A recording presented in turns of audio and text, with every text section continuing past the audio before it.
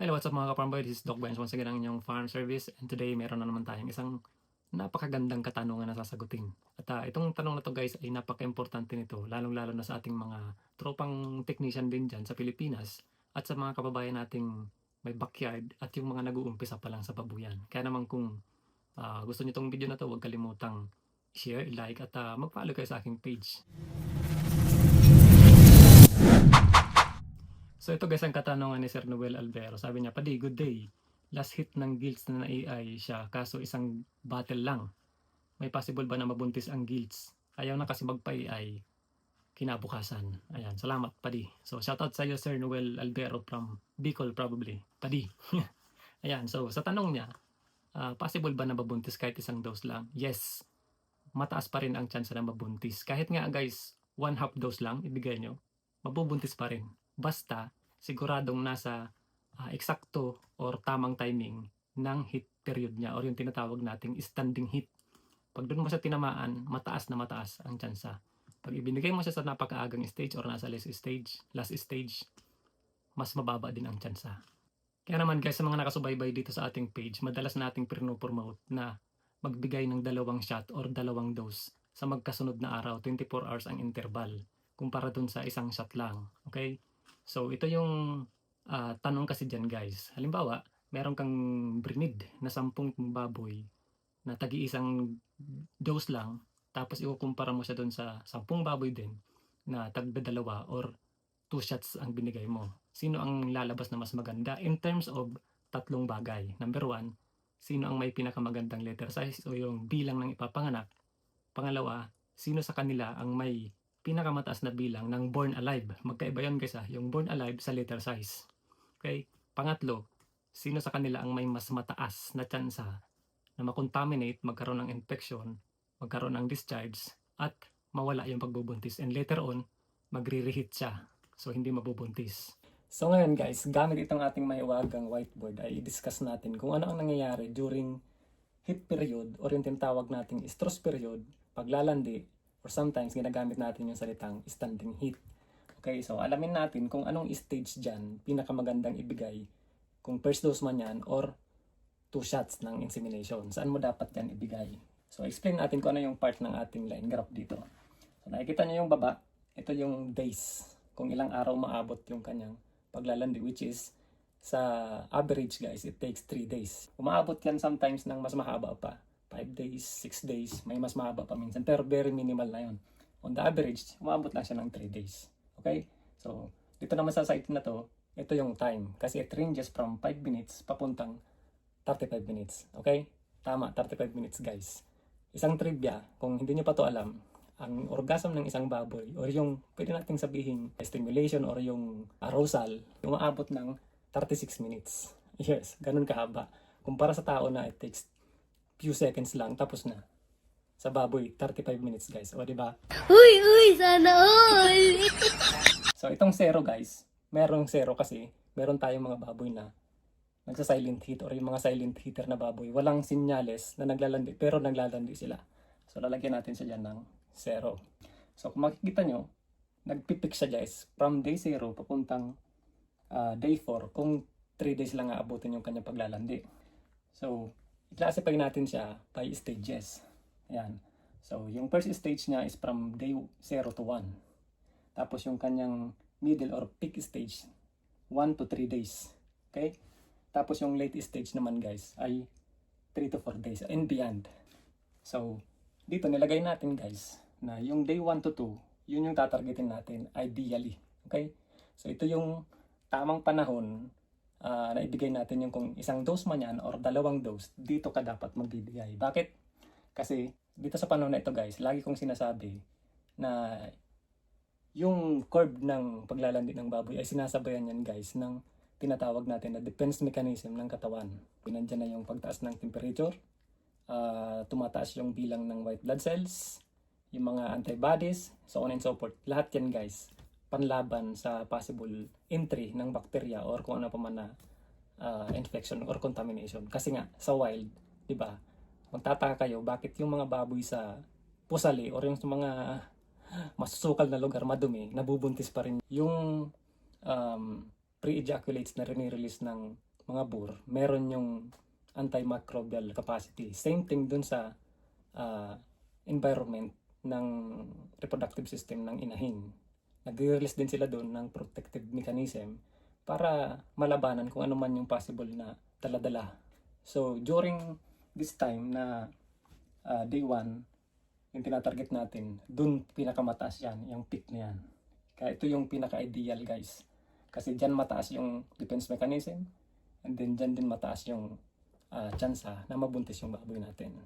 So, kung magbibigay ka ng day 0, ito yung possibility mo na magkakaroon ng contamination. So, yung chances of mag-positive siya or mabuntis mo siya is napakaliit lang. So, habang tumatagal siya papunta sa peak, ayan, lumiliit yung window mo of contamination. Tumataas naman yung possibility na mabuntis.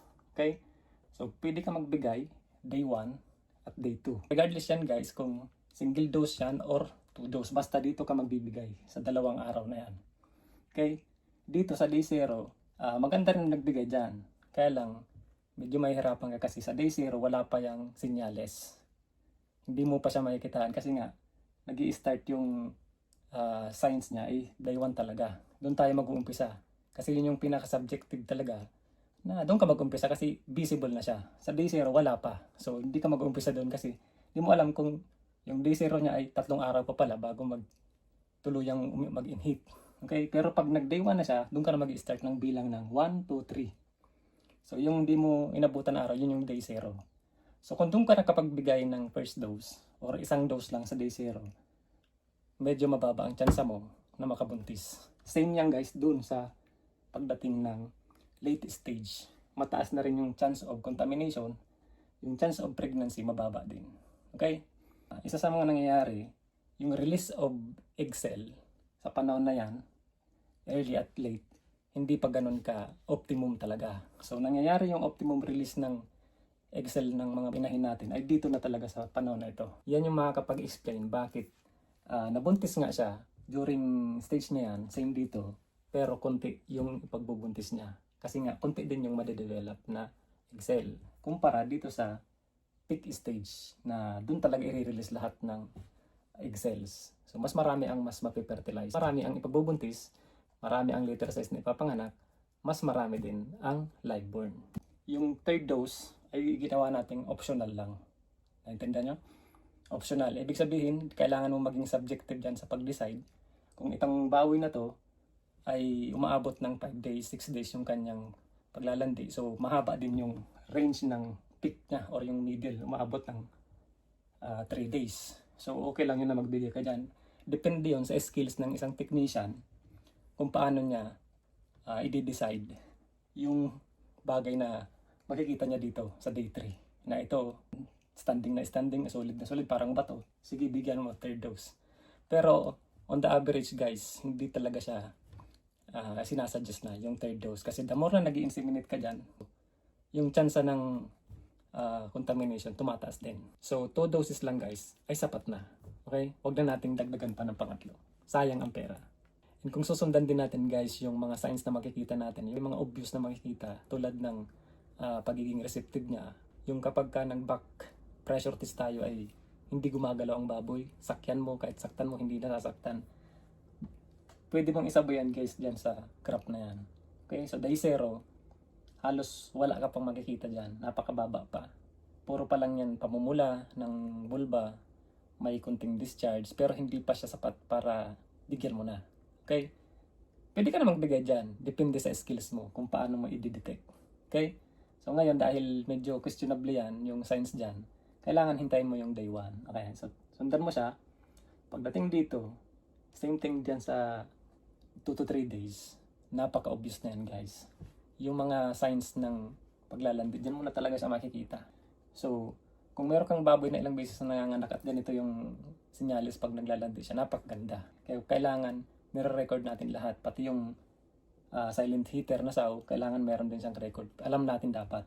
Kasi, pagdating ng day 1, alam mo na ang kasunod na 2 araw niyan, yun yung pinaka-ideal.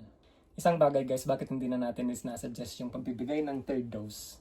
Kasi, yung similya ng baboy ay umaabot ng 24 hours ang lifespan niyan sa loob ng reproductive tract ng ating mga baboy. So kung nagbigay ka ng day 1, it takes 24 hours, aabutin niya yung day 2. And magbibigay ka na naman ng second shot sa day 2, aabot na yun ng day 3. So in that sense, na-cover mo na guys yung ating peak or yung middle stage ng paglalandi. O diba, napakaganda. So sinasuggest natin na dito ka talaga dapat magbigay. Balikan natin guys kung bakit nasabi natin na kahit isang dose lang yan or kahit kalahating dose pa yan, basta nasa tamang stage, ay mabubuntis pa rin. Kung ilagay natin sa day 0 yung isang shot niya, napakababa ng tsansa. It's like 25% to 50% lang. Dahil hindi ka na magbibigay sa day 1. Isang shot nga lang eh. Okay, so kung ibigay mo naman sa day 1, yes, makukover niya yung 24 hours dun sa target natin. So kung ibigay niya naman sa day 2, nandun pa rin siya sa peak. Maganda pa rin. So may chance pa rin ng 100%. Ngayon, kung day 3 ka na magbigay ng isang shot lang, ayan, optional na nga. Base dun sa sinabi natin kanina, optional na lang siya dahil 50-50 ka nang hindi mabubuntis dahil nga yung level of contamination at mababa na ang defense mechanism ng katawan, may chance nang hindi mabuntis yung baboy. Magre-repeat yan, magdi-discharge, and hindi mabubuntis. So kung 2 shots naman guys, ipalagay natin na sa day 0, nagbigay ka, dahil 24 hours yan, aabutin niya yung peak ng day 1, which is good, di ba? So kung ibigay mo naman sa day 1 yung second shot niya, much more, aabutin niya yung peak ng day 1 and 2. So maganda pa rin. Kung nagbigay ka naman dito ng first shot and dito yung second shot, yung ideal na in-explain natin. Okay? So hindi na natin ibibigay yung day 3. Para sa ating mga kaibigan natin diyang technicians at mga nag-uumpisa pa lang, anong ma-recommend natin na magandang gawin para matamaan natin itong target na to? So madali lang yan guys, para sa ating mga owner or yung mga backyard racers natin dyan, from day 0 and beyond, bago dumating tayo sa stage na ito, kailangan regular yung ating heat detection. Araw-araw talaga dapat, strictly. Ini-expose dapat natin sila sa bore at tinitingnan lahat ng changes sa baboy natin, nire-record natin, para tayo mismo ay nade-develop yung skills natin. Same thing dun sa mga technicians. Kailangan araw-araw. Yun nga lang, ang mapait na katotohanan, yung mga technicians natin, hindi naman talaga nila magagawa ito kasi pupunta lang naman sila doon based on request or demand ng mga kliyente nila na itong baboy na to ay naglalandi na, sabi nung owner. Okay? So, doon lang sila magre-rely. Kaya much more, dapat doon sa mga owner, kayo yung babantay niyan, gumagawa ng heat detection regularly.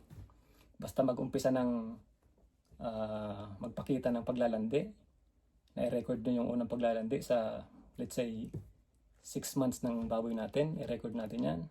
21 days, uulit yan, record nyo ulit. Ayan, another 21 days, abangan nyo na. So, before dumating yung pang 21 days, dapat regular na kayong nag-heat detect. Anytime na makakita kayo ng signs na papunta na siya sa day 0 ng heat period, ayan, sabihin nyo na si technician na, eto na, nandito na tayo sa stage na to, baka bukas, nasa day 1 na siya. So, pagdating ng day 1, ayan, insemination na tayo. Okay guys? So, sana may naintindihan kayo dito sa ating simpleng illustration kung ano ang nangyayari sa heat period or sa estrus period ng ating mga baboy. So, that's it for now guys. I see you on the next one. Bye-bye. Thank you for watching.